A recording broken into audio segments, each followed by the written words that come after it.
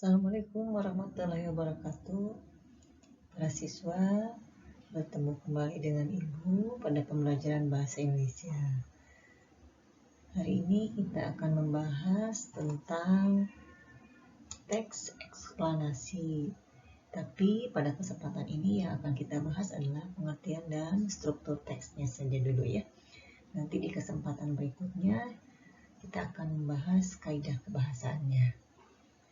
Nah, mari kita simak bersama-sama.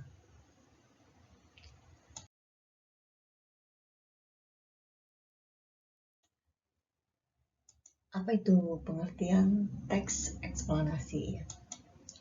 Menurut Kamus Besar Bahasa Indonesia, eksplanasi itu berarti penjelasan atau paparan. Namun dalam kaitannya dengan genre teks, eksplanasi itu merupakan teks yang bertujuan menjelaskan tentang sesuatu secara jelas dan rinci. Nah, menurut Molly Agustina, ya, teks eksplanasi itu adalah teks yang berisi tentang proses terjadinya peristiwa alam, sosial, ilmu pengetahuan, budaya, dan peristiwa lainnya. Sedangkan pada buku siswa kelas 11 yang diterbitkan oleh Kemendikbud tahun 2017 dijelaskan bahwa teks eksplanasi adalah sebuah teks yang menjelaskan tentang mengapa dan bagaimana terjadinya sebuah fenomena, baik itu fenomena alam, sosial, pengetahuan, budaya, dan lain-lain.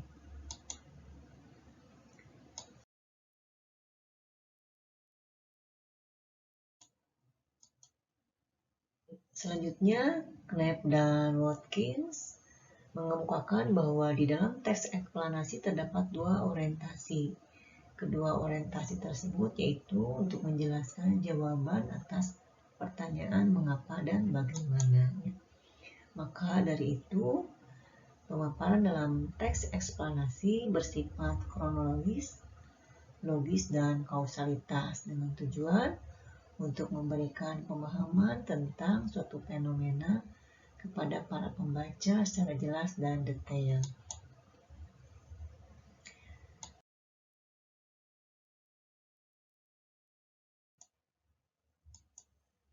Sedangkan pendapat ekosasi menjelaskan bahwa teks eksplanasi dapat disamakan dengan teks narasi prosedural, yakni teks yang menceritakan prosedur atau proses terjadi sesuatu. Dengan teks tersebut, pembaca dapat memperoleh pemahaman mengenai latar belakang terjadinya sesuatu secara jelas dan logis.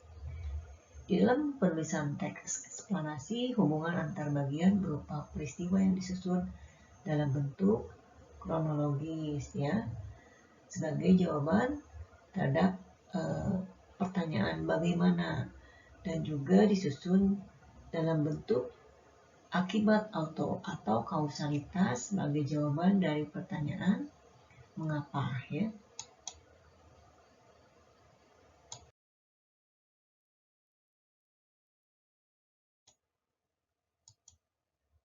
Nah, dari beberapa pendapat para ahli itu, ya, jadi dapat disimpulkan bahwa definisi dari teks eksplanasi adalah sebuah teks yang menjelaskan tentang mengapa dan bagaimana sebuah fenomena bisa terjadi, ya, baik itu fenomena alam, sosial, pengetahuan, budaya, dan lain-lain.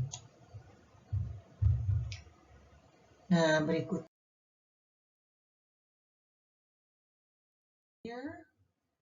kita bahas tentang struktur teksnya, ya. Nah, apa itu struktur teksnya, apa saja? Nah, dalam struktur teks eksplanasi terdapat tiga struktur. Yang pertama adalah pernyataan umum atau identifikasi fenomena. Nah, di dalam struktur pernyataan umum atau identifikasi fenomena dituliskan gambaran mengenai apa, bagaimana, dan mengapa sebuah fenomena itu bisa terjadi. Kemudian di struktur yang kedua adalah deretan penjelas atau penggambaran rangkaian kejadian. Nah, Nah, di sini di struktur kedua itu terdapat dua pola pengembangan ya. Jadi pola pengembangan kausalitas apabila penjelasan dalam paragraf yang ditulis itu menjawab pertanyaan tentang mengapa ya. Jadi mengapa gempa itu terjadi, maka jawabannya itu akan membahas tentang sebab-sebab atau sebab akibat dari terjadinya gempa misalnya ya. Nah, kemudian jika pengembangan pola pengembangan paragrafnya itu menjawab pertanyaan bagaimana, maka akan muncul paragraf-paragraf kronologis ya, yang menjelaskan secara detail mengenai kejadian secara kronologis ya. Misalnya bagaimana terjadinya gempa gitu ya. Jadi pertama-tama gitu terasa misalnya getaran, kemudian lalu selanjutnya dari itu dijelaskan secara kronologis ya. Dan pada struktur yang ketiga itu adalah struktur interpretasi atau ulasan. Dalam struktur ini ya dibahas mengenai simpulan atau pandangan penulis terhadap fenomena yang dibahas ya. Nah, berikut ini adalah sebuah contoh tentang teks eksplanasi tsunami ya. Nah, di pernyataan umum ini dituliskan, kan pernyataan umum itu menuliskan atau menggambarkan tentang apa, bagaimana, dan mengapa sebuah fenomena atau peristiwa itu terjadi. Jadi di sini dijelaskan tentang apa itu tsunami. Tsunami berasal dari bahasa Jepang. Jadi itu menjelaskan secara umum, secara garis besarnya apa itu tsunami, kemudian bagaimana dan mengapa tsunami itu bisa terjadi ya. Berikutnya di struktur yang kedua ya,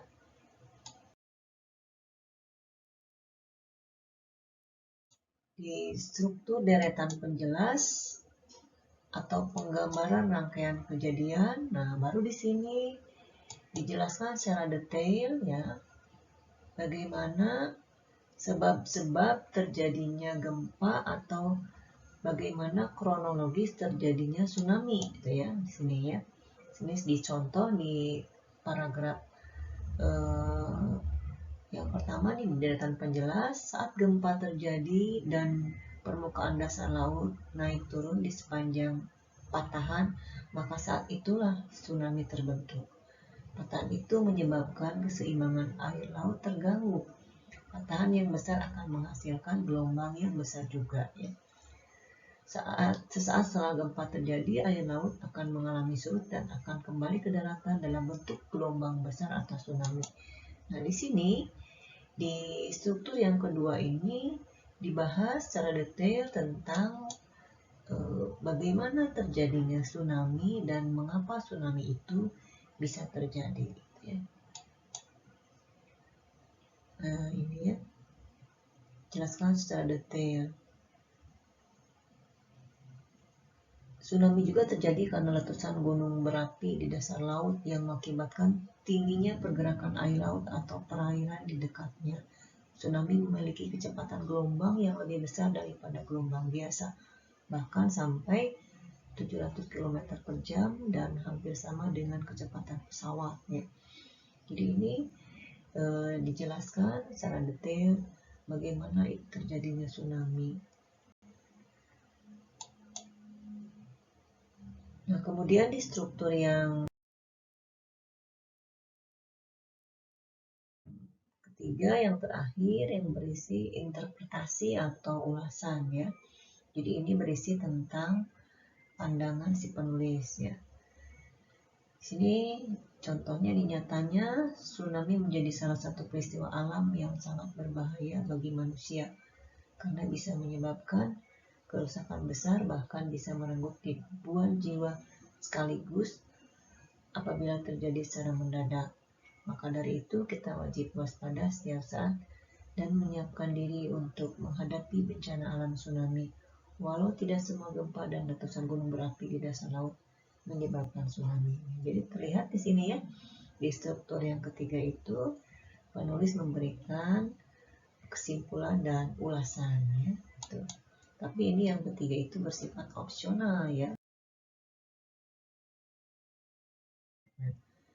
Nah, hari ini hanya pengertian dan struktur saja yang Ibu bahas. Nanti di pertemuan berikutnya kita akan membahas tentang kaidah kebahasaannya ya. Terima kasih. Mudah-mudahan kalian dapat memahaminya. Assalamualaikum warahmatullahi wabarakatuh.